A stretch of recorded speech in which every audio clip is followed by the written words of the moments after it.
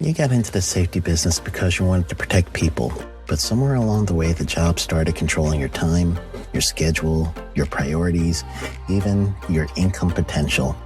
What if the expertise you've built over the years in the field can give you something more?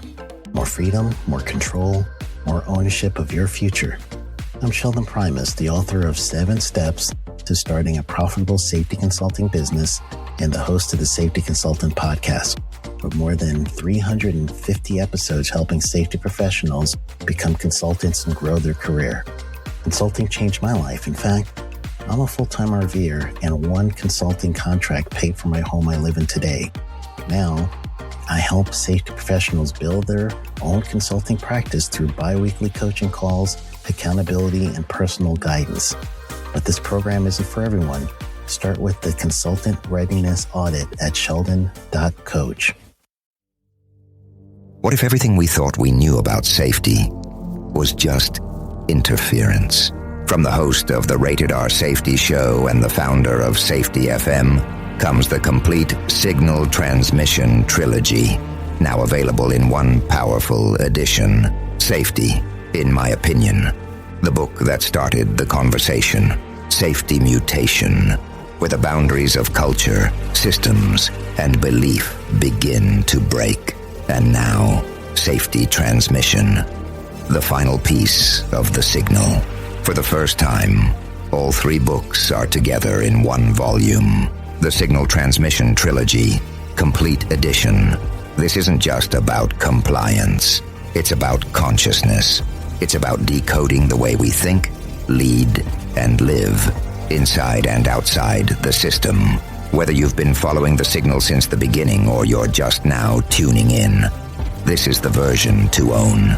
Search Signal Trilogy on Amazon or visit safetyfm.com to get your copy now.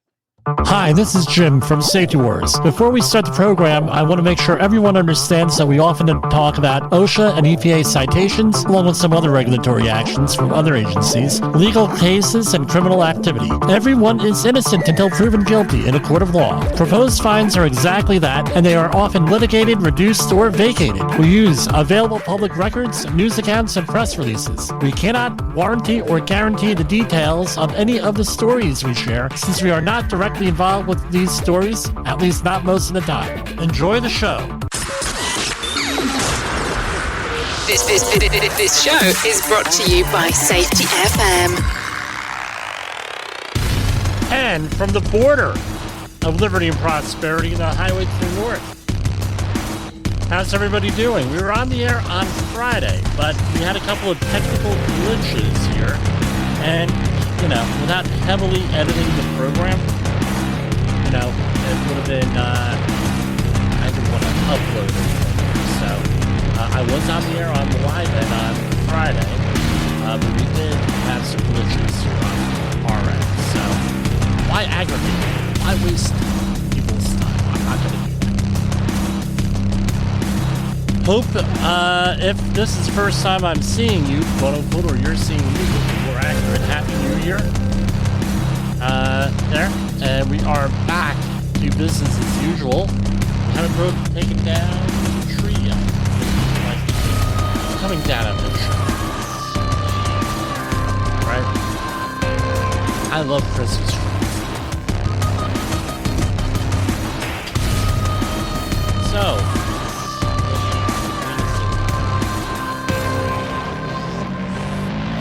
So I'm one of those guys. It's extremely hard to buy food. So my sister-in-law,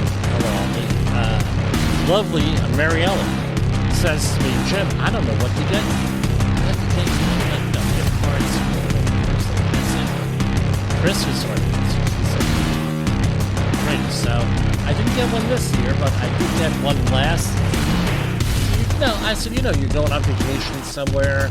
You're going, an exotic location. They always sell Christmas ornaments. But of course, not always gets me. And my family does that. So this was one of my. Can I get it here? No, it's not coming up on camera. So I have a cell phone holder that's like right here. So I have the Safety FM on my right. I have an iPad here with music. And now this is an older cell phone, so I'm only using for the show here, so it's nice and handy here. Or if I want to watch TV, or streaming, boom, we're right there. Anyway, that's what's going. We got a ton of news here, and we're going to go back into which we went on Friday. There's our SMART goals, and we had a little bit of fun with our immutable laws project management. On the first hour, we concentrate on safety, or if there are big stories going on in the news, we're going to cover them. And then the second hour is always politics if we get to a second hour. So on Safety FM, we were here for like an hour, and then we move on over to Rumble on the second half of the show. If we run overtime, YouTube doesn't really want us to go over an hour. No, sometimes they'll let us, sometimes they won't, but no, Rumble lets us go over an hour there. So, and we also have Facebook doesn't like us to go over an hour either, but Rumble lets us go over an hour. So we will upload the second hour of the program if there is one without issues with that. Sometimes we have issues. So some of these stories they have an environmental bent on them right now, which is fine. I mean, they have an environmental bent. Now, first story we're going to talk about is congestion pricing here. It's a very controversial subject here in New Jersey and New York. So we broadcast in Rockland County, New York, but I'm a New Jersey guy. I'm like I said, the border of liberty and prosperity. New Jersey is right down the street here, practically. No, not too far away. And a lot of my business takes place in New Jersey. So I'm a Jersey guy. I'm born and bred and everything else. I'm not sure about the bread, but born. So I wasn't there. I was, but you get it. But anyway, after years of delays, congestion pricing is up and running in New York City. We got to experience that today. A lot of people have not come back from the winter break yet, or they're working from home, like they're like federal employees. They want to act like they're federal employees. And what they're so I expect for us to get the full effect of congestion pricing in starting tomorrow. And what is that? That means that you're going to get charged if you're below 60th Street in Manhattan, anything south, with some exceptions. For example, the FDR Drive, West Side Highway, and if you're going over what used to be called the Brooklyn Battery Tunnel over there. I'll still call it Brooklyn Battery Tunnel there. And which I actually walked a couple of times because I was on the last cleanup crew there about 15 years ago, where they pressure washed the whole place and did the repair work. I think they do that every year, but I was there 1 year for it. It was great. What an experience. Beyond me how the firefighter ran across that full year. Incredible on 9/11. So when was the first time I heard of this congestion pricing? Believe it or not, it was in the early to mid 1990s. I definitely in graduate school, which I started in 1998. But they were as soon as that Easy Pass technology came out, and we have Easy Pass in the Northeast. You may have something else in other parts of the United States, where the transponder on the car, and then it automatically clicks. You pay the toll. I've had it since 1996, I believe. So New Jersey was a late comer in Easy Pass technology, but pardon me, I have a drinking problem here. So everybody in New Jersey going to New York, like me, where I had a project up in West Point that I've spoken about, got the Easy Pass for New York. But what's my point? My point is this. This is a long time coming. This is 30 years coming. Here, we'll see how it works out. I don't like it with this. Yeah, I understand pollution. I understand congestion. I understand that they're looking to raise money. I think that's the main reason here they're doing this is to raise money. It's not out of the goodness of their heart. I'm sorry. With all the other, they have a $6.1 billion shortfall in New York because of the way that they've chosen to manage the and I'll use the legal term, illegal immigration system here.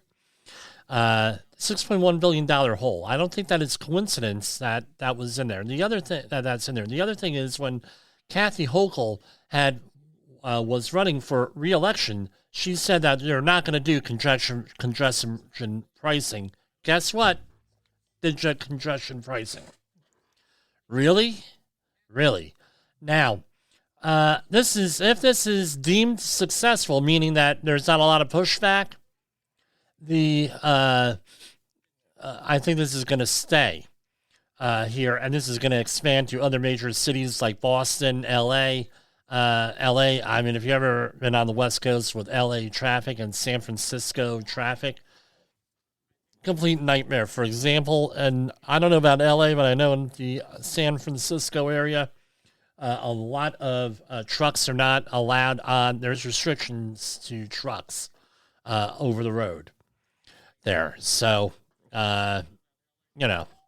with that during the day. So they banned that. At least when I was there, that's what it was. I think that this is going to expand to other areas. Just the way it is. This is the way government works. Now, my question is this. My solution to this congestion pricing is actually real simple. What New Jersey needs to do is that if you're in a government, we'll start it out small. If you are in a government vehicle from New York State, we charge you a toll coming into New Jersey. We, real simple, we exempt everybody from or we expand it where any out-of-state people coming into New Jersey from New York get a toll. This is how you handle it. This is how New Jersey will recoup some money, and then you would have, again, this is all electronic, so it's easy to do. Anybody who is paying in New York this congestion pricing would get a reimbursed from New Jersey. Simple solution, and Connecticut wants to join in there. Connecticut does it. Also, retaliate. This is, retaliate. That's all you got to do. I have a feeling that if you retaliate, because, again, they're going to back down. My own opinion. That's my solution. Don't get mad. Don't get angry. Don't do anything wrong. Don't do anything illegal. Just, okay, you're going to charge us a toll to come into New York. We're going to charge you a toll to come into New Jersey. And we're going to say congestion pricing. And we're going to use your argument for you. That's what has to happen. And yeah, that's going to be a TikTok or Instagram reel. We're going to go on over here to Voice of America, VOA. Not the Sammy Hagar song. VOA, Voice of America. That is the official government news source meant for overseas, but we're using it here. Right? So here we have VOA News. And let's see if these things work. Minneapolis to revamp police training force policies after George Floyd's murder. The Minneapolis City Council on Monday approved an agreement with the federal government to overhaul the city's police training and use of force policies in the wake of the murder of George Floyd. It's only been 4 years. They'll get around to it.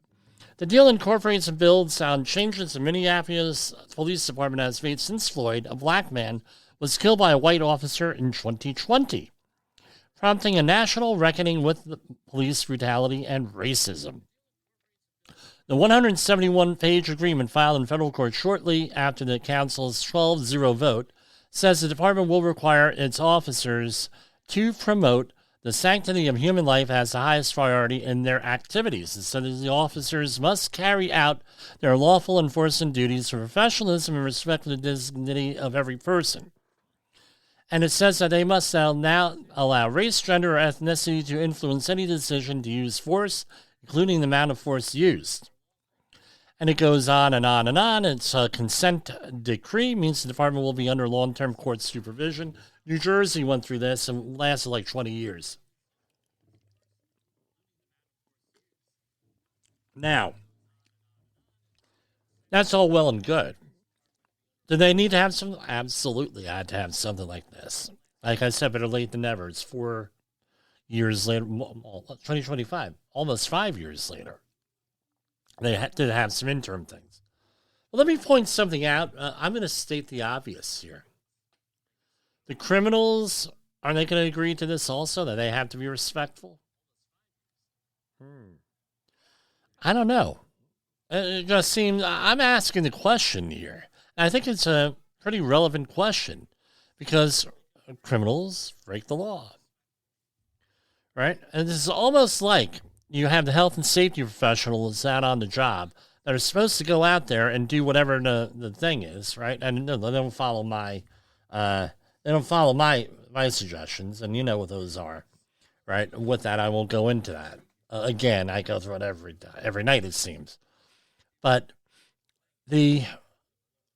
where the safety professional goes out there and has the responsibility to and help compliance, and I don't like to use that word compliance, but help and coach the people along to work safely and everything else. Well, what if you deal with someone who is hell bent on not complying, on not working safely?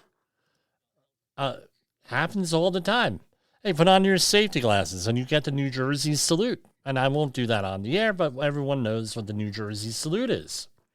Or they show you the New Jersey state bird. There. Ooh, we got alarms going off. All right. Boom, boom, boom. What do you do in that case? Let's go back to VOA.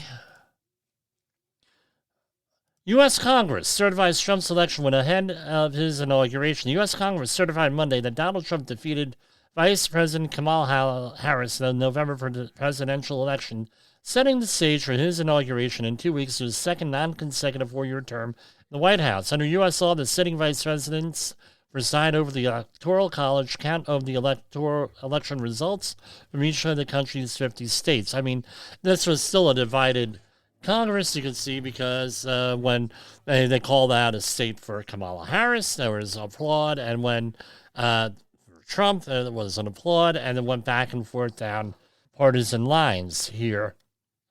This was also the anniversary of the January 6th, situation in 2001. Trump this time won 312 to 226. They're calling it a landslide. I use that word guardedly. I don't really consider this election a landslide.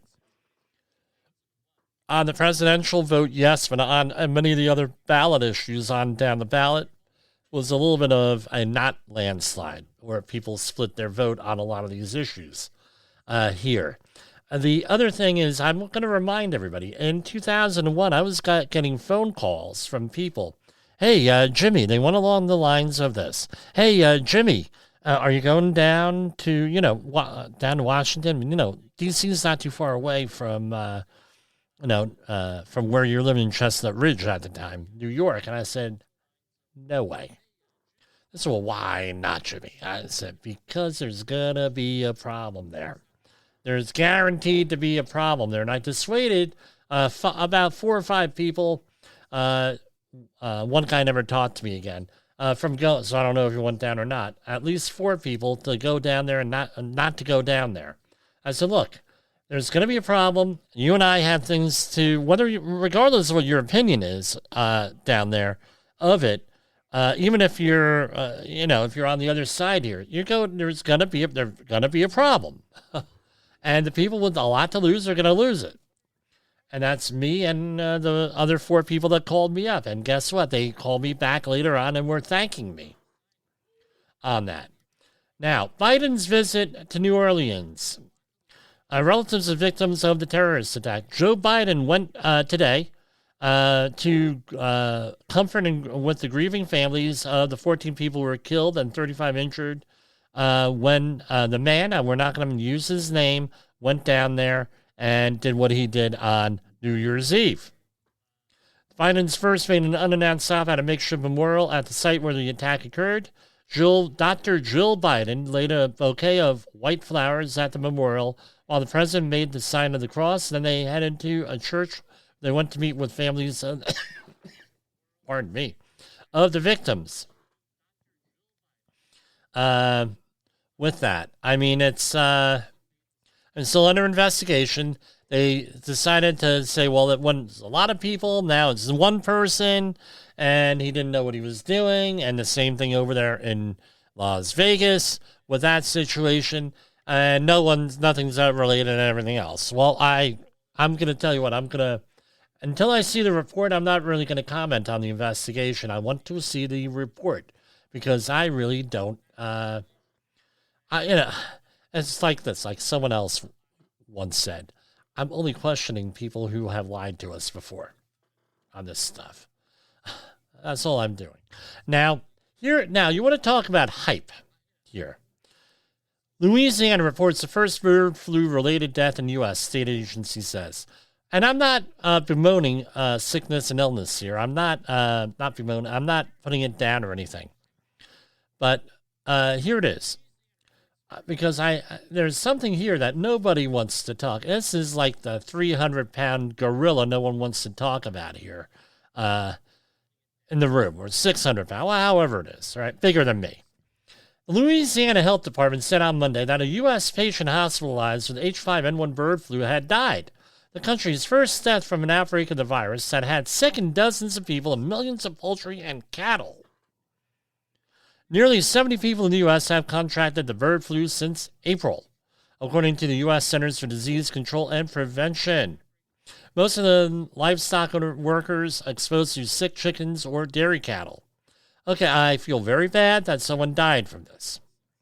Now, the CDC keeps records of this, and it's a estimate because of course with all numbers they get manipulated and they are self-serving. I get it, but they do have statistics on here.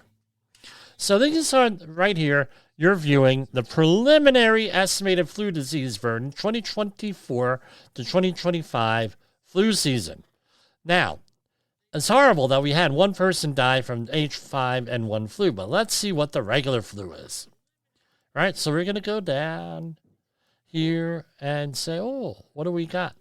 Since October 1st, that's when they usually start counting, unless there is reason to start sooner.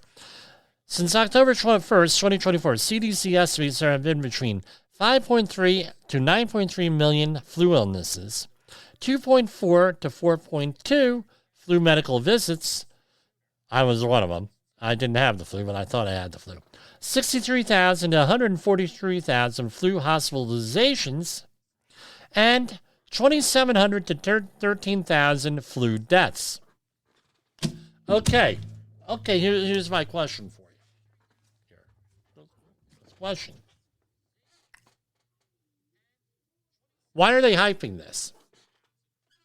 And there are other illnesses that are thrown in here. Why are they hyping this? Why are they out there in a panic? They're apoplectic, right? I don't know. Are they trying to screw with our minds here? Are they trying to manipulate us?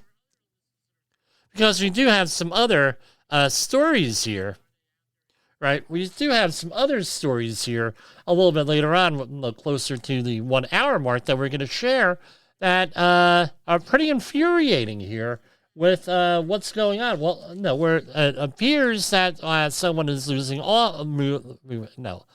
office. They're going out and they're signing executive orders, changing policies, doing this, doing that, blah, blah, blah, blah, blah, blah, blah. And, I mean, are they hyping this? Are they, I hate to be conspiracy theorists, but guess what? We got to ask the question. Why are they hyping this? We also have stories about mask mandates here, right? And again, if it's a non-government website or non-open source website, I normally do not display it unless it's by accident here. Norovirus and flu spiking in New York after the holidays. How bad is it? And this is from lohud.com. How bad is it? Flu, COVID, and norovirus infections are spiking as New Yorkers return to work and schools following the holidays, prompting public health officials to renew efforts to improve vaccination rates. After a late start, flu season hit New York hard in December with 24,000 cases in the last week of the month, or 5 times higher than in early December, state data show. Right? But they do not report on any deaths in New York. I'm not saying that there were not any deaths, but they're not really reporting here. But let me see. So, no, it's very, what's the word I'm looking? I don't like the manipulation. And I'm going to accuse them of manipulation here. And if they are manipulating, for what reason are they manipulating? Here. Let's go back. Anything else in VOA News? All right.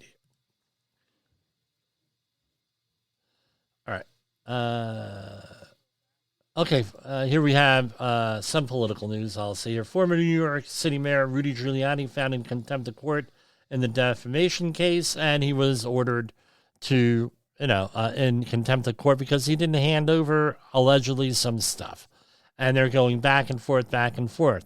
I would suggest, and he lost his job reportedly as a talk show host on 770 WABC in New York, where she was making, as far as I know, was the only thing that he was making money on, because he made some accusations.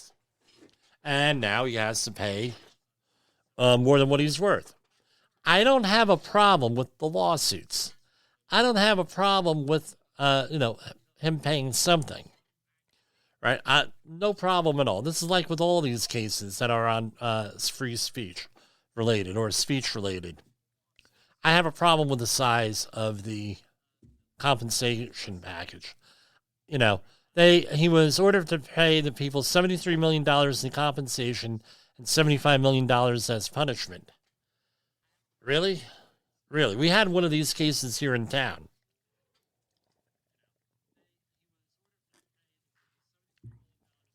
I know a little bit more than I'm going to mention because it's in town and you hear things. But it turned out that the person got awarded $4 million in the libel or slander case, whatever it was, because of stuff that went on a website. It sounded to me, to be honest with you, like a lover's, like a scorned woman is what it sounded like to me. But I could be wrong on that. But anyway, I don't know where they come up with the numbers. And this is where Dawn Becker, our friend in the insurance industry, Acrisure, she had mentioned the last time she was on the show, which was likability. If you're not likable, that is a liability. And a lot of times that's what's going on here, is that people are not likable. And a lot of people do not like Donald Trump. They don't like the other guy from the other wars. They don't like Rudolph Giuliani. They don't like any of these people, so therefore they're giving them high payouts on that. We got to do we really want to do that? Well, Jim, they're rich people. Who cares? I get that. Well, you know what? It's equal justice for all. Right? And this is one of my main problems with the way the government is operating, is that we have a two-tier justice system. And that was, too, in a congressional report the Friday before last Christmas that came out. 17,000-page report. Eventually we'll be reading it. Now, not here. We got a little bit of snow here, but south of here, especially going down toward Cape May, New Jersey, and Delaware, I mean, huge amounts of snow. New York City got like 2 inches, 3 inches over by JFK Airport today. But they still held Congress here to certify the election. But it's, a lot of snow. They're saying, enjoy it while we got it. Damn that global warming. Or is it climate change? I don't know. No, I don't know what I'm allowed to call it nowadays. Let's see what else. Let's go to our first commercial break, and I'll get organized for the next thing. We're going to go over OSHA and EPA news next, and that's what we'll do. All right? From the front lines of the safety war, it's Safety Wars, with your host, Jim Posel on Safety FM. Get ready to face the harsh reality. Have you listened or watched the Safety War show? It does stream live on the radio and on the streamer-emers that we have. So if you have not taken a listen to Jim Posel and what the hell he's doing every evening with Safety Wars, I would strongly encourage you to take a view or take a listen, whichever option is available for you, and take a listen to what the hell he has going on. It will take some deep dives and some information that you might be interested in. In a world where danger lurks in every corner, one man stands as a beacon of hope. Jim Posel, a veteran safety expert with over 3 decades of experience, now bringing his knowledge to you with Safety Wars. Engaging, informative, and always relevant. That's Safety Wars. Join the safety revolution with Safety Wars, available on Spotify, Apple Podcasts, YouTube, and wherever you get your podcasts and videos. Want to avoid hefty OSHA fines and keep your team safe? Let's dive into the General Duty Clause. The General Duty Clause, Section 5, A1 of the OSHA Act of 1970, is a catch-all rule to cover unregulated hazards. Employers must keep workplaces free from recognized dangers that could cause death or serious harm. For OSHA to cite you under the General Duty Clause, they must prove the following 4 things. 1. The employer failed to render its workplace free of a hazard. 2. An employee was exposed to that hazard. 3. That hazard was causing or likely to cause death or serious physical harm. And 4. Feasible means exist to free the workplace of the hazard. Employees aren't off the hook either. Section 5B mandates they follow all safety standards. Both employers and employees must work together to maintain a safe work environment. Examples: think lifting above shoulder height repeatedly or working without proper support. Stay proactive. Monitor work areas, apply the 4-part test, and you'll prevent those nasty citations and keep everyone safe. Need help? And more information? Contact Jim Posel and the Safety Wars team to help you prevent workplace incidents, conduct safety audits and training. Contact the Safety Wars team at jim@safetywars.com or 8452-695772. Visit us on the web at www.safetywars.com. Let's build a safer workplace together.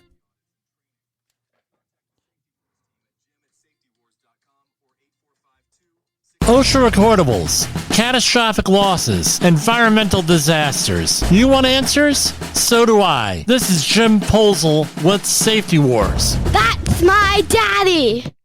Okay, yes, Jessica, I am your father. All right, here we have, we're going over into Department of Labor. There was not a no. My question is going to be this: I wonder what's going to happen after the inauguration here. If there's going to be the same number of press releases, because I know press releases have gone down and a lot on the OSHA and not the Department of Labor, because the Department of Labor has certain statutory things that they have to release, like employment. Of course, always during the show. Right, U.S. Department of Labor awards over $600K in grant funding for continued jobs, training services in Washington communities affected by opioid crisis. U.S. Department of Labor today announced the award of $627,124 to the Washington State Employment Security Department to continue to provide disaster relief jobs and employment and training services for people in Southeast Washington communities affected significantly by the health and economic effects of widespread opioid use, addiction, and overdose. In September 2023, the department announced the award of a National Health Emergency Dislocated Worker Grant of up to $1.4 million with an initial award of $800,000. The funding supports Washington's efforts to create disaster relief positions in the state's southwest regional workforce area. The grant also enables the state to provide employment and training services to dislocated workers in Clark and Cowlitz counties experiencing long-term unemployment and facing homelessness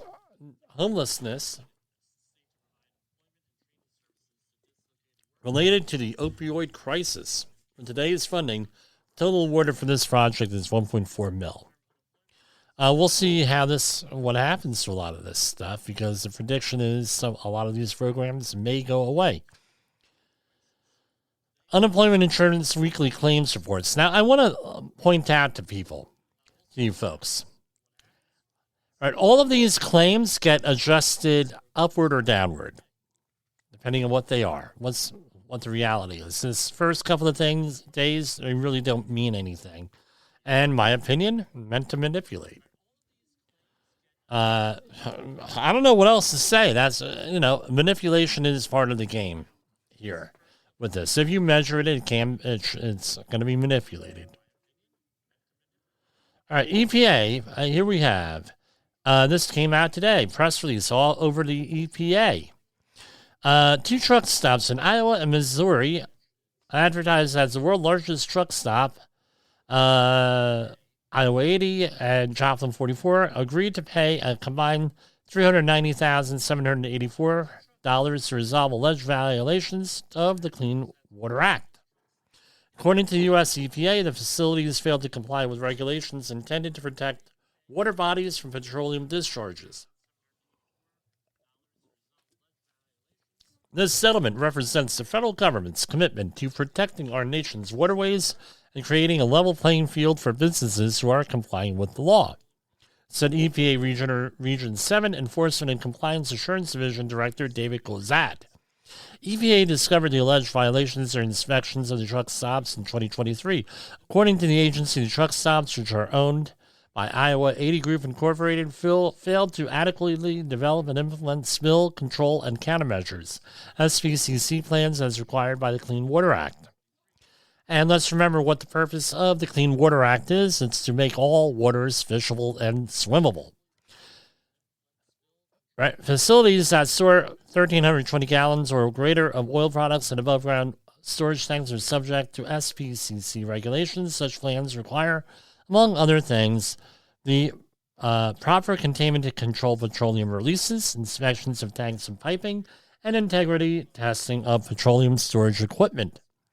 In response to EPA's findings, facilities revised their SPCC plans, conducted internal and external inspections, and completed the necessary repairs. Right, and these are all subject to 30-day public comment period. This is from last Friday. EPA adds 9 additional PFAs to the toxic release inventory. Today, January 3rd, this last Friday, the U.S. EPA announced the automatic addition of 9 I can never say this. 9-per, and polyfluoroalkyl substances in the list of chemicals covered by the Toxic Release Inventory. TRI data is reported to the EPA annually by facilities in designated industry sectors and federal facilities that manufacture, process, or otherwise, I lost my place here. Not important. Manager. All right. What are the 9 chemicals? They're listed right there in the middle. I'm not even going to attempt to pronounce these things. Right. All that I know is I had my doctor tell me, not my current doctor, another doctor. He said, Jimmy, if you can't pronounce it, you probably shouldn't be eating it. It's probably bad for you. Okay. Cannot argue with that. All right.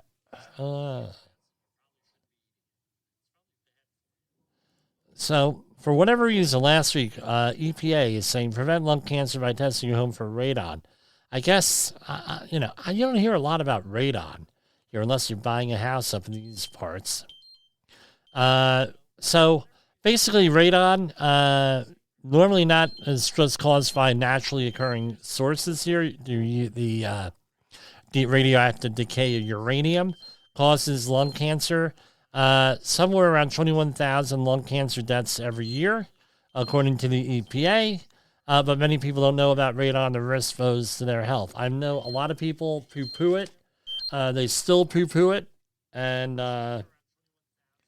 it's not a big deal, basically. Not a big deal. Well, yeah, until you come down with lung cancer. Then it's a big deal. And it's everyone else's fault, right? I'm sorry, I'm a little snarky tonight, but that's basically what it comes down to. No problem. No, just like there's no problem with asbestos, it's natural. There's no problem with mercury. That's different than mercury in industry, because mercury is a natural element, especially in South Jersey where you have high fire frequencies. It's in a lot of groundwater down there. And it's like, It's like, dude, you got you got a bachelor's degree in environmental science. This is what you're going to hear? This is the kind of crap I hear. It's just...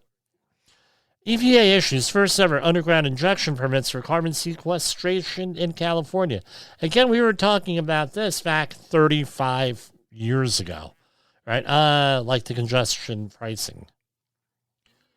On December 30, 2024, the U.S. EPA issued 4 underground injection control Class 6 well permits to Carbon Terra Vault JV Storage Company Sub 1 LLC. One hell of a company name there. A subsidiary of the California Resources Corporation, CRC. So they're going to be injecting carbon into deep wells. Oh, what could go wrong? Carbon dioxide. What could go wrong? Yeah? What could really go wrong? If fracking causes problems, will that cause a problem? I don't know. I think that's a darn good question. I don't know what the answer is, but that's my question on that. We're going to take another brief break here, and we're going to... Oh, by the way, mask mandates are back. We'll talk about masks later this week here. And okay, we're going to save the other stuff for hour number 2. We're going to mosey on over to what I did last Friday on the air, but I did not release here because it's... no, I want to release quality programs, not quantity. We had some technical difficulties and that sort of thing. So we're going to, if you heard this last Friday, you're going to hear it again.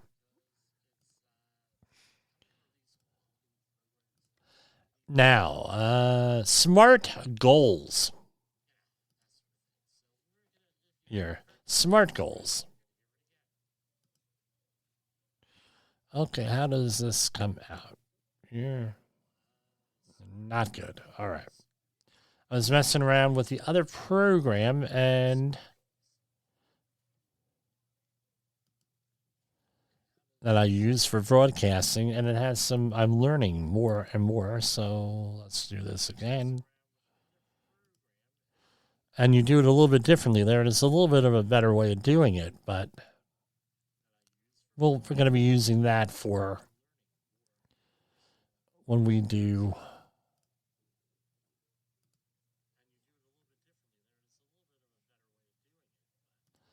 When I say better way of doing it, I mean, it looks better, but hard to do when you're alone.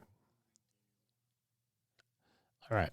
So often when I was working in facilities in the oil industry,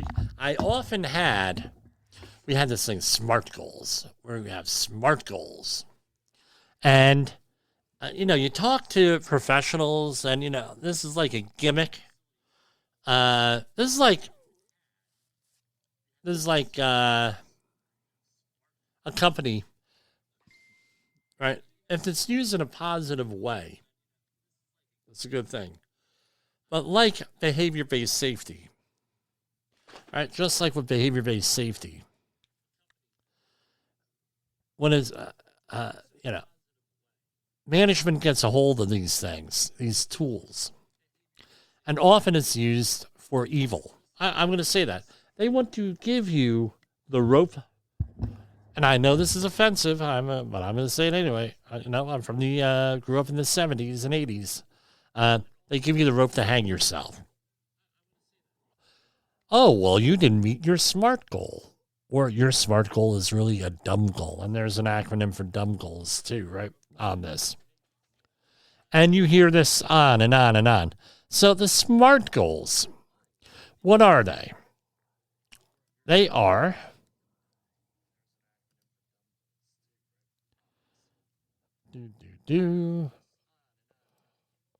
I don't know if you'll be able to see me here, but they are specific, measurable, achievable, relevant, and time-bound.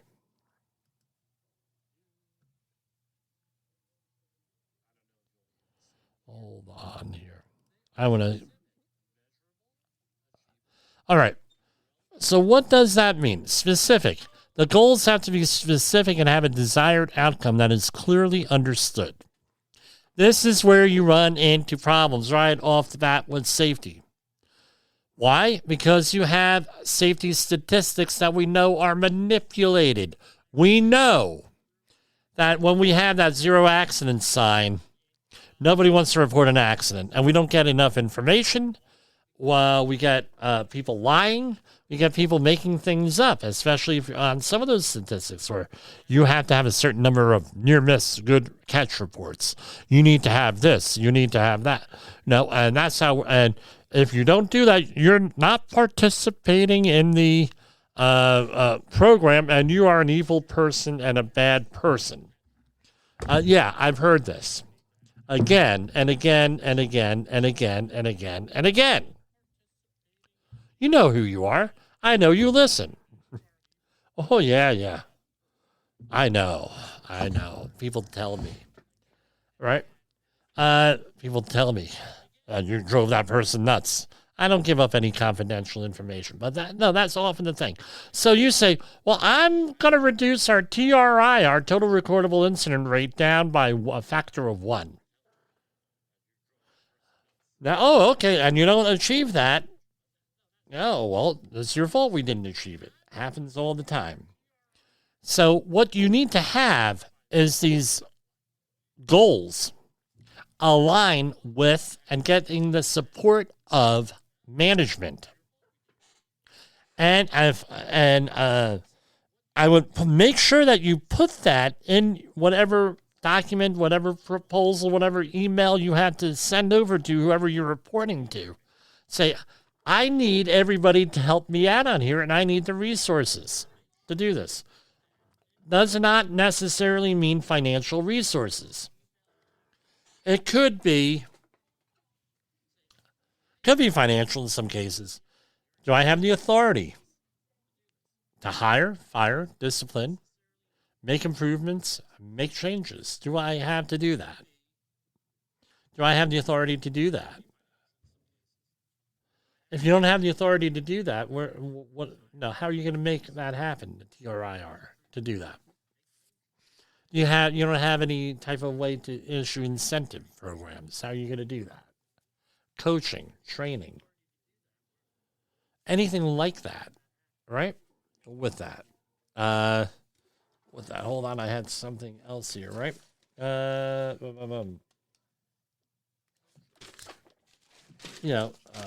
It's in my stack of stuff here.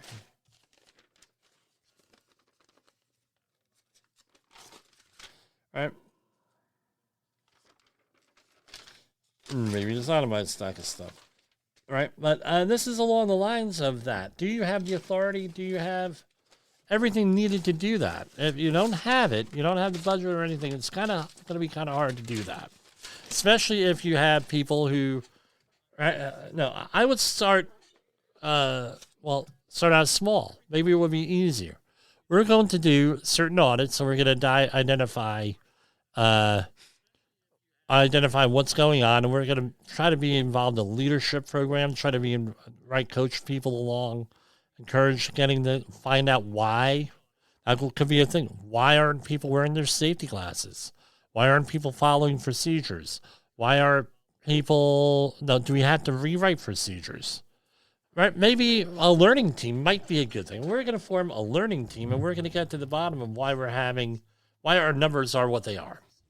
Well, the numbers are the numbers, but why are they that high? And can we lower them? How can we lower them here without lying and without committing fraud? Might be a good thing. Make them specific, measurable. Can they be measured? Right, and this is where the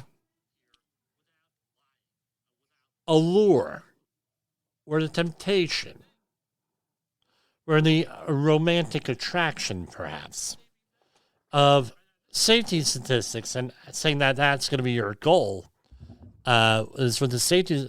That's where it becomes easy. Well, hey, I didn't meet the goals, and now you get into an adversarial situation. Well, I didn't meet the goals because your people didn't help me. I didn't get this. I didn't get that. I didn't get the support I needed or anything else. Management was not serious on any of this stuff or anything else. And this is where you have a problem. Are they measurable? So often a SMART goal that I would have is I'm going to do some kind of training with the work crew. And this is where we came up with a leadership program that I do for clients, where we get them on a leadership program on stuff. Maybe this is how, hey, we're going to, and I'm helping clients with it right now with a annual safety meeting program. All right, so all of my clients got January and February. They're going to be getting the rest of the year. And we charge for that, 845-269-5772. We're going to training programs. How about PPE? We're going to, hey, we got a lot of hand injuries here with cuts and everything. Well, we're going to have a focus on hand protection, and we're going to have, as the last line of defense, gloves, cut-resistant gloves. Maybe a different type of, rather than a box cutter, your standard box cutter, maybe we could have a talon kind of cutter or a non-exposed blade kind of knife for cutting things. That might be a good thing, right? That might be a good thing, and we're going to make it a point, and now that's measurable. Every person got it. They've been trained to use it, blah, blah, blah. Maybe it could be changing a procedure, and changing the procedure so you're not out of that all-important skills mode, right? But maybe we could align our procedures with what goes on in the field if it's legal to do that, right? Meaning your accordance to regulations. And all of this stuff could be done on there with that. So make it measurable. That's measurable. Make it positive. Make it a positive thing with that. Don't go with your safety statistics. Is it achievable?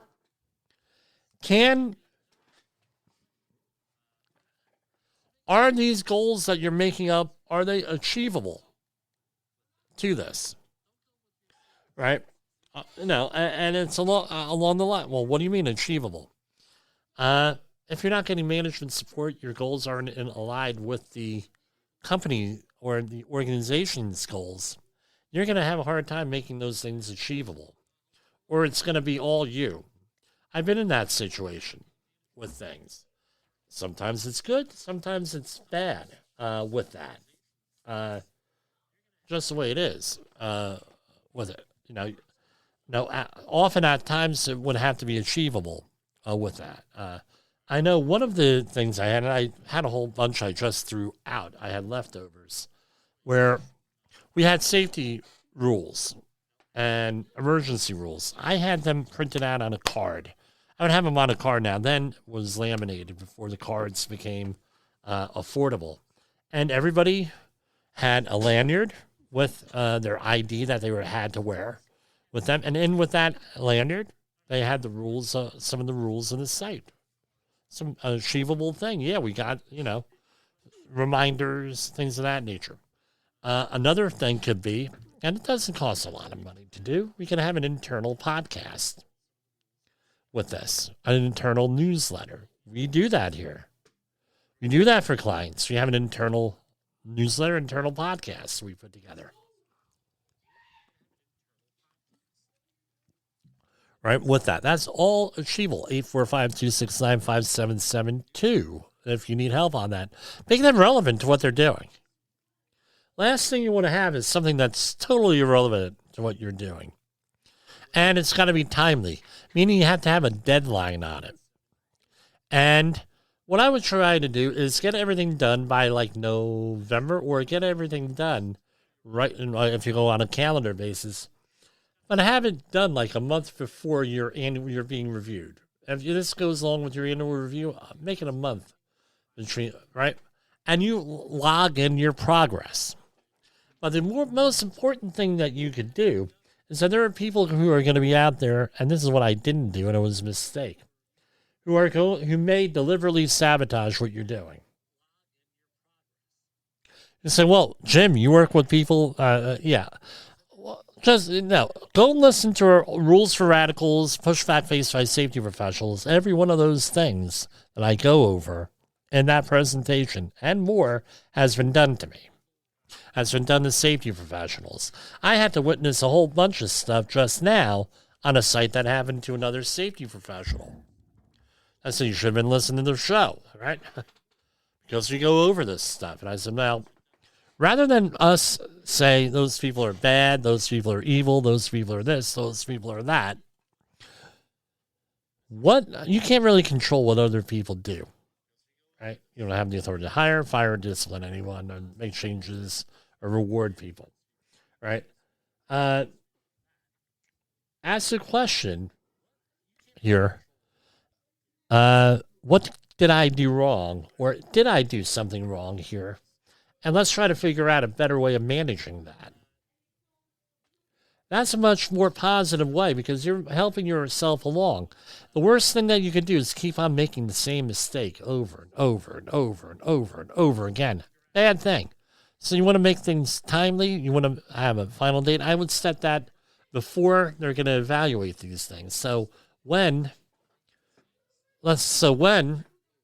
if you achieve your goals, you can say, look, you can write up a nice thing. I achieved the goals. This is what I did. This is what I did to make it happen. And everything else, blah, blah, blah. And even if you didn't achieve the goals, we didn't achieve the goals, but we got very close to achieving them. And we have a much better safety culture and management system here because we tried to do this.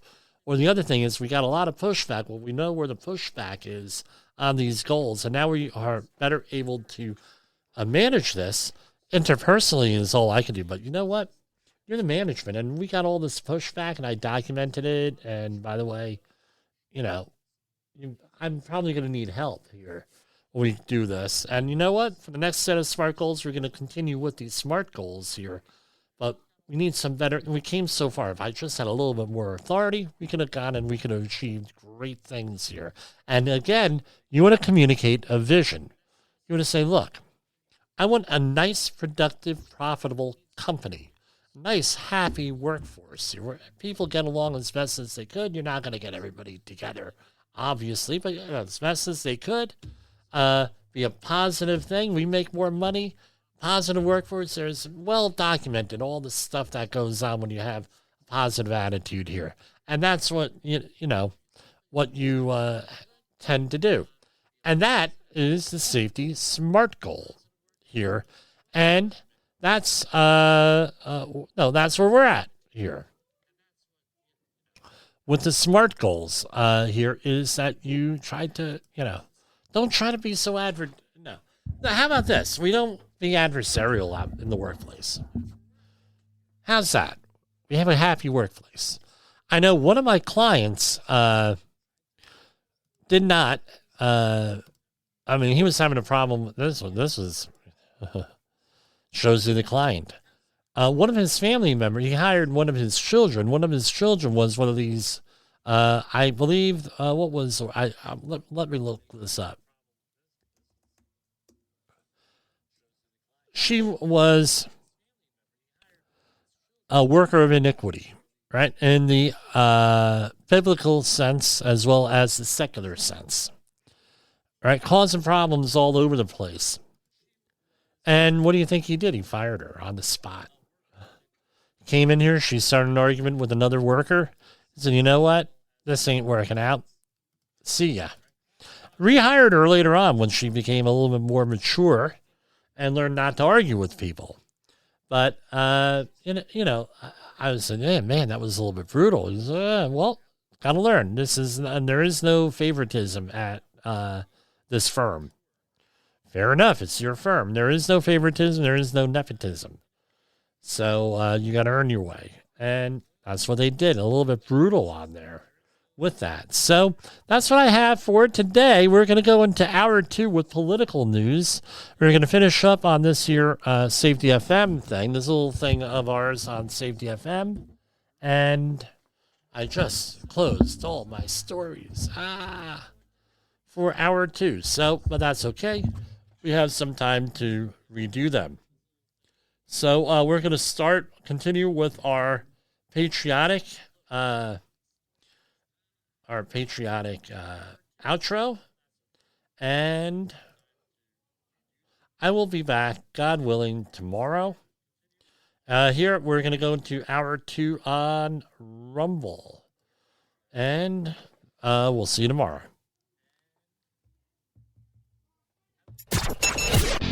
The views and opinions expressed on this podcast are those of the host and its guest and do not necessarily reflect the official policy or position of the company. Examples of analysis discussed within this podcast are only examples. They should not be utilized in the real world as the only solution available, as they are based only on very limited and dated open source information. Assumptions made within this analysis are not reflective of the position of the company. No part of this podcast may be reproduced, stored in a retrieval system, or transmitted in any form or by any means, mechanical, electronic, recording, or otherwise, without prior written permission of the creator of the podcast, Jay Allen.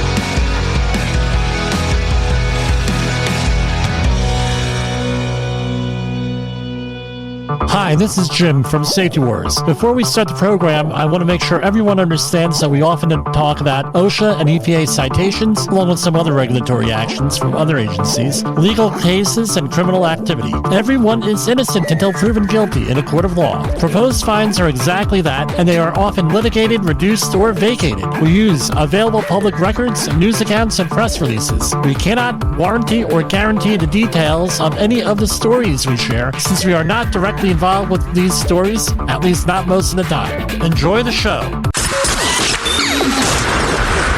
This show is brought to you by Safety FM.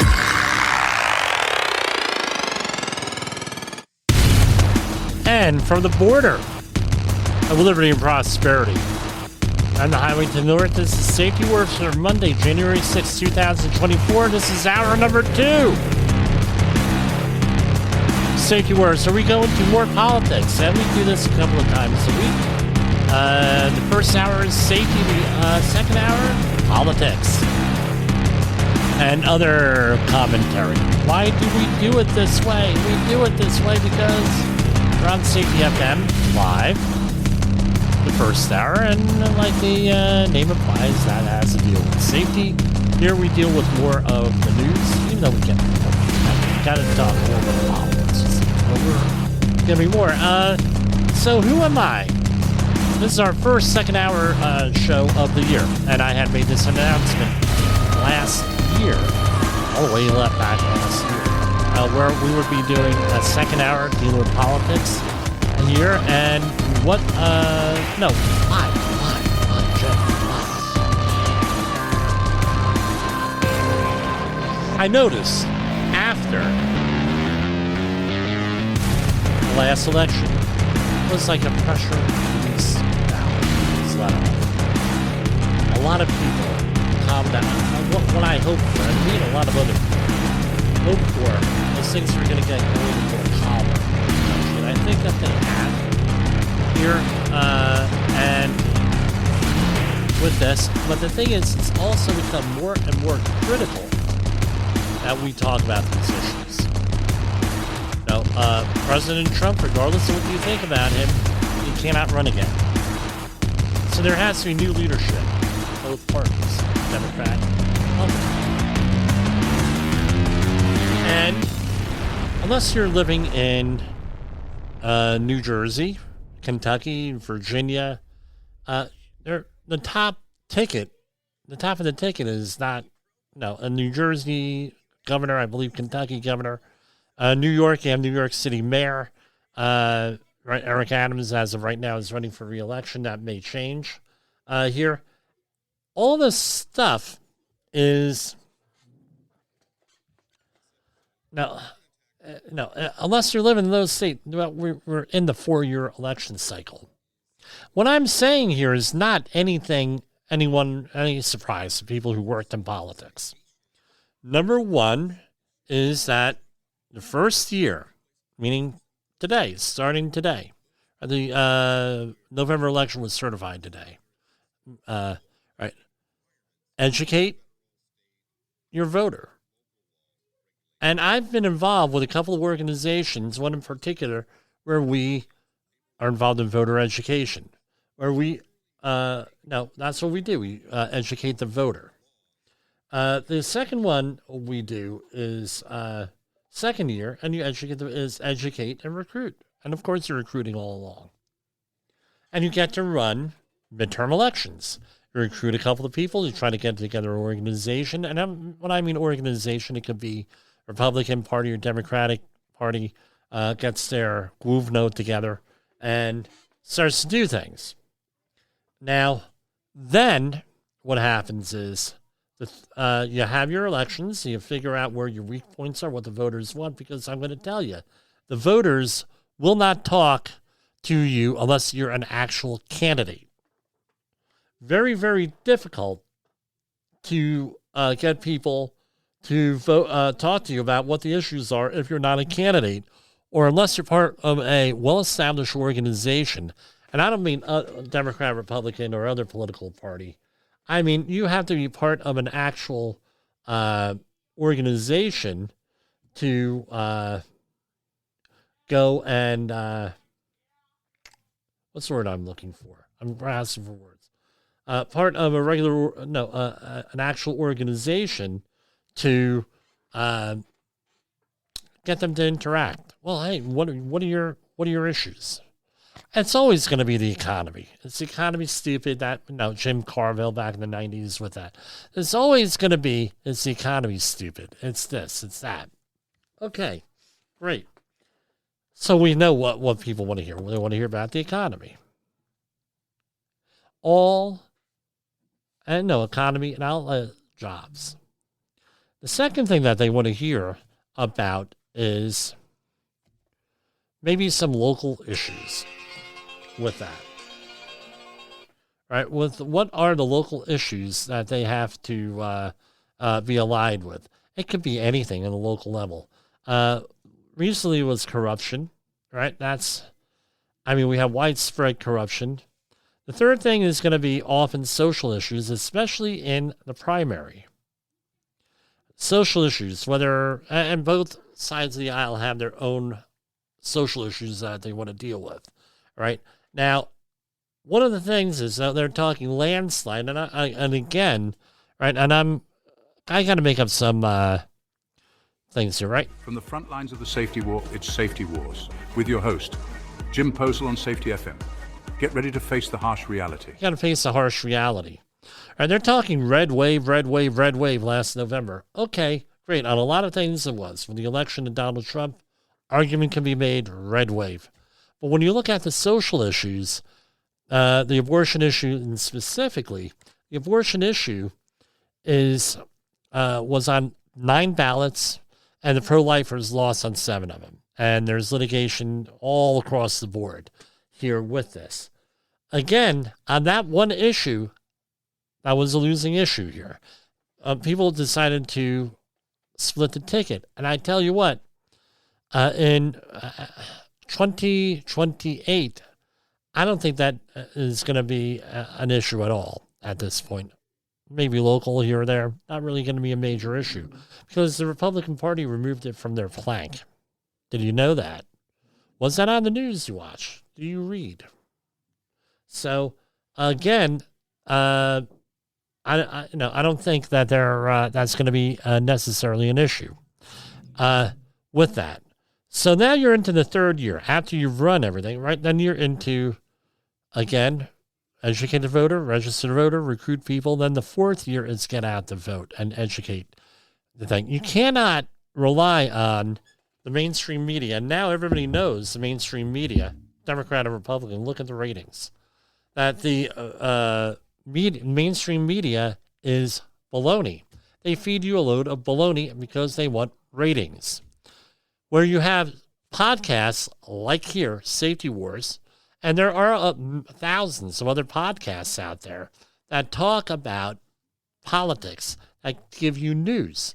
What other podcast or platform is going to be out there where you have people actually going out there and you have people actually go out there reading the news? Like we read government reports here, either in the first hour or the second hour. We've been reading government reports, and we're going to continue to read government reports as appropriate here. So that's what we're about. So in summary, first year, educate, recruit. Second year, educate, recruit, try to form an organization. Third year, educate, and you're going to run the candidates. Third year, educate and recruit. Fourth year, mobilize. That's what it takes. And you're right. And you're going to have to go through and start working through. Now people say, well, Jimmy, what about the third party? The third parties are fine. They're great ideas. I've been a member, unofficial member of some third parties here. The third parties are fine, but what do you need to run a candidate? You need ballot access.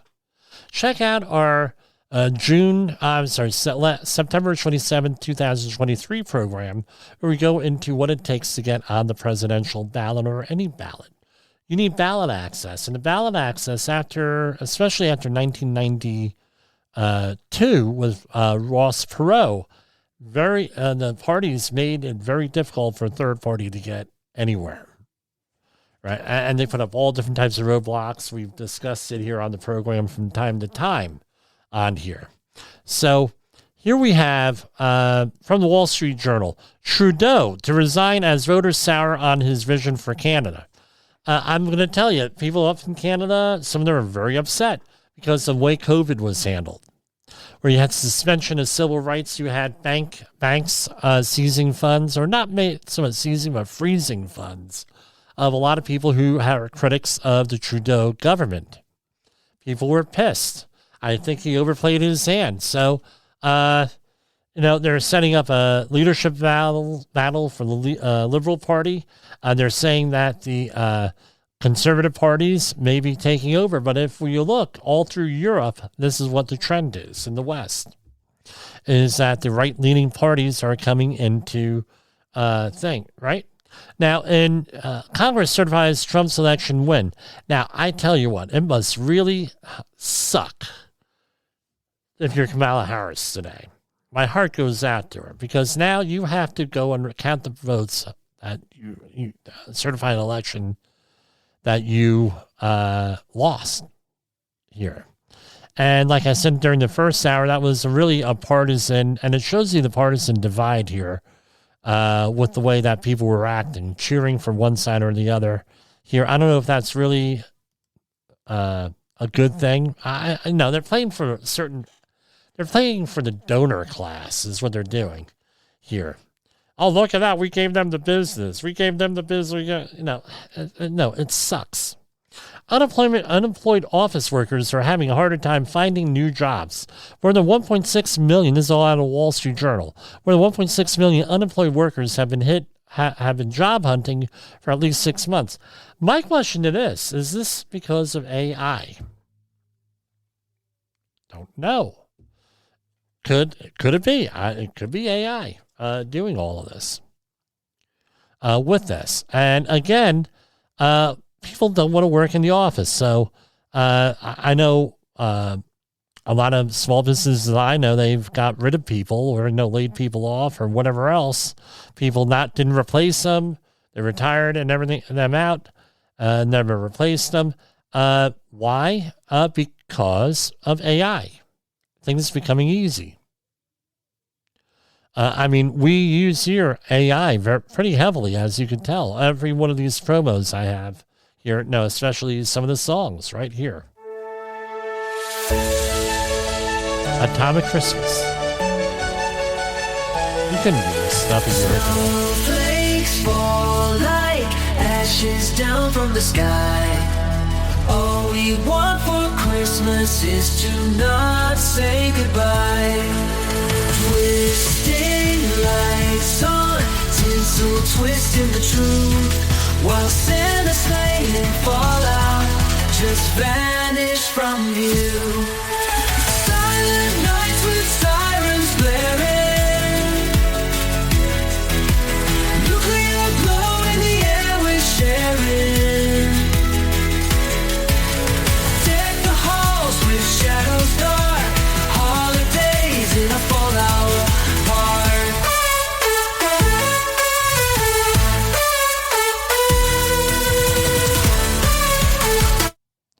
Right? And with, that's Atomic Christmas by Safety Warrior.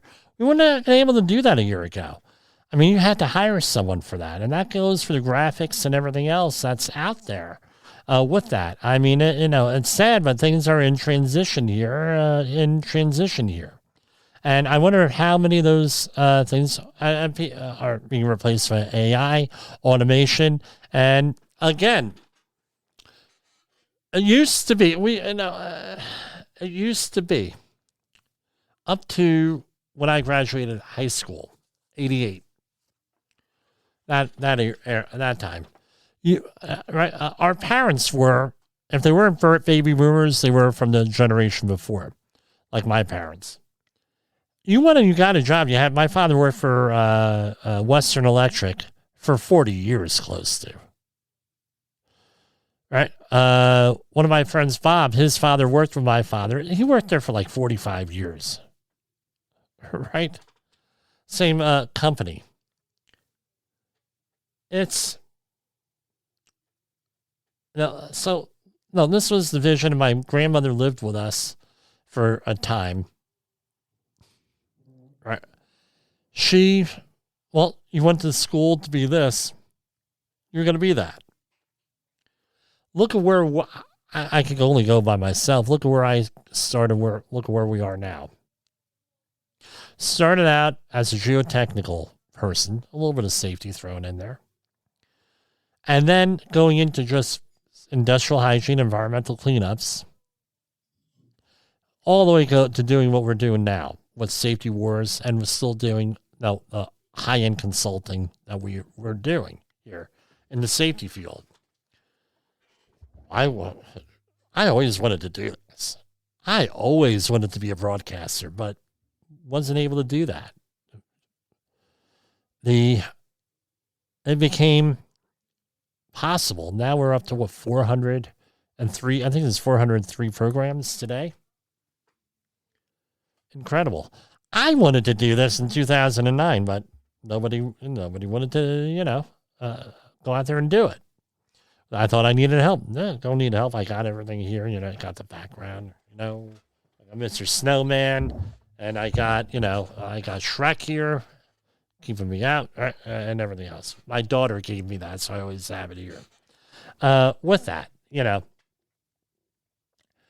and maybe it's time to pivot. I'll use a word during the thing and do something else with this. I don't know. It is what it is. This from the Wall Street Journal. U.S. Steel, Nippon Steel challenged Biden's move to kill a $14.1 billion deal. U.S. Steel and Nippon Steel filed a pair of lawsuits Monday accusing President Biden, the president of the Steelworkers Union, and the chief executive of a rival company of conspiring to scuttle a $14.1 billion tie-up. So Nippon Steel, my understanding that is a Japanese company,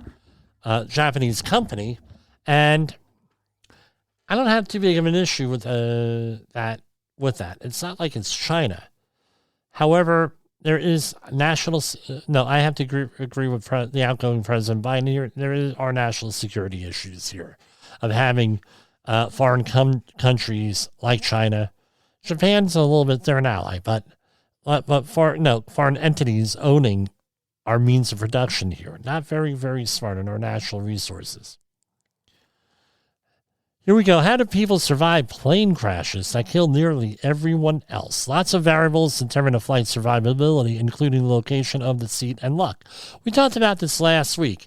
Now, I don't want to say all, but my sense is, and I discovered this reading a book by Amanda Ridley, Who Lives and Who Dies in Disasters, The Unthinkable is the title of the book. Great book.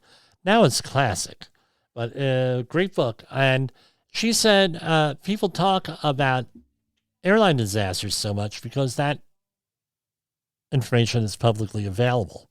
Same thing with the NTSB and CSB. Their reports are publicly available. We've gone over them on this program here. So they're very well studied here. So if, let's say that you're studying for an exam, like the CSP, ASP, any of the other alphabet exams, it might be, I'm just saying that, a good idea to go through these accident reports.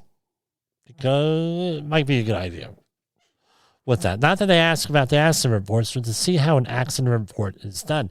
If you are a safety person, absolutely go and look at these things, see how an accident report is done. Very important with that. When I started doing that, the quality of my reporting went up astronomically.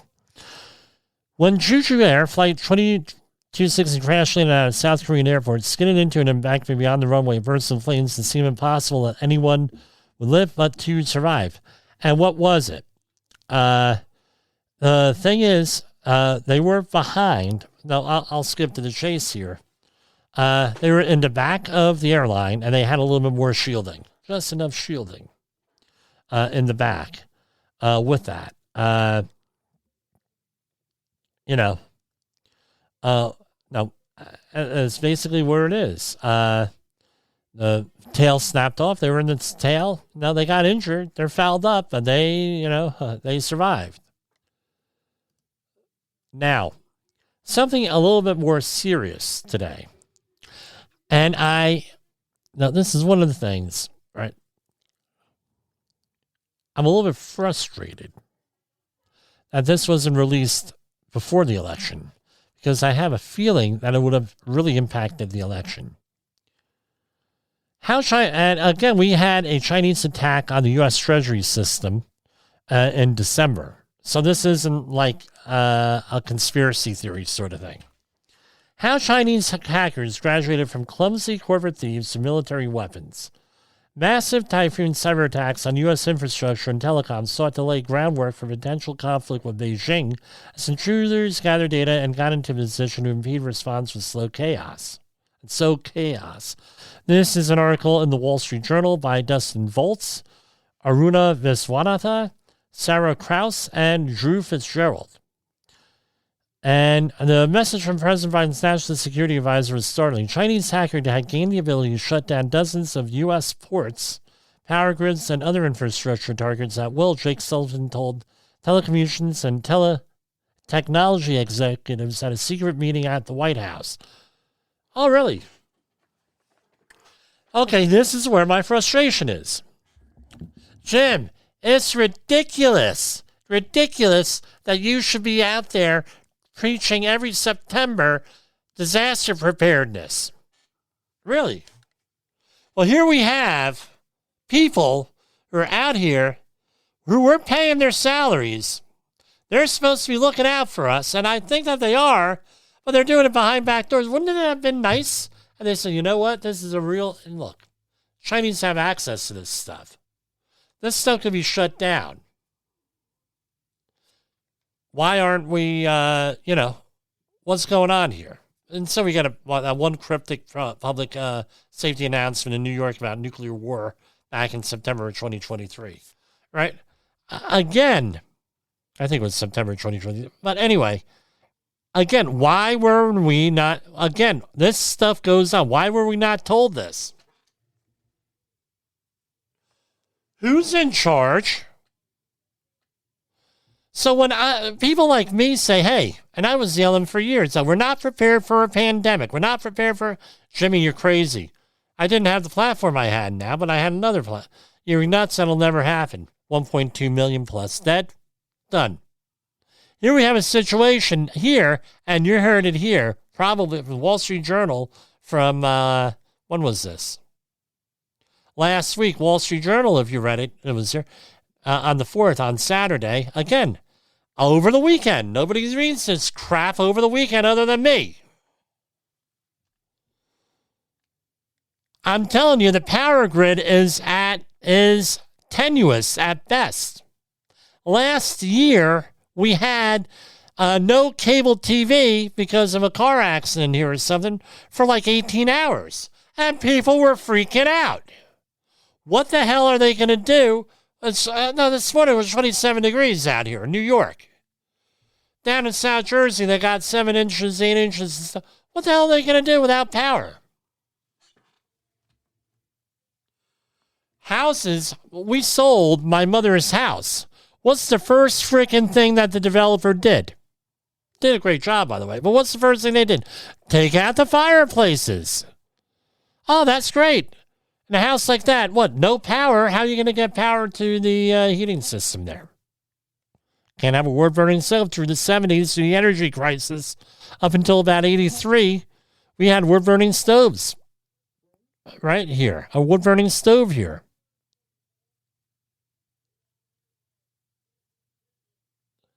I don't know. Who's in charge? Now, you want to get a wood-burning stove, you got to do it legally. This isn't like the old-fashioned wood-burning stove, which they still sell, by the way, that place that they call that is a river, named after a river or a jungle, and the other place, that's an imitation of it. Got really cheap stuff there. You know, you got mugs like this, like Go Boldly. So Go Boldly and Stay Trek. right? But anyway, you can get those old stove, but guess what? You're going to get a new stove. The new stove has pollution control on it. Up here in the Northeast, it's wood is cheap now because you had an ash blight. Then you can't give firewood away up here. They're making mulch out of it and selling it for $200 a yard with delivery. Again, I don't know. Be prepared. Semper Paratus. Always prepared. Boy Scouts, be prepared. I don't know. Very frustrating. That's what I got for tonight on the political end here. And again, thank you for the support. We're going to be doing more of these programs in 2025. We're going to do our outro, and we'll go from there. Safety Wars is streaming now. SafetyFM.com. The views and opinions expressed on this podcast are those of the host and its guest and do not necessarily reflect the official policy or position of the company. Examples of analysis discussed within this podcast are only examples. They should not be utilized in the real world as the only solution available, as they are based only on very limited and dated open source information. Assumptions made within this analysis are not reflective of the position of the company. No part of this podcast may be reproduced, stored in a retrieval system, or transmitted in any form or by any means, mechanical, electronic, recording, or otherwise, without prior written permission of the creator of the podcast, Jay Allen.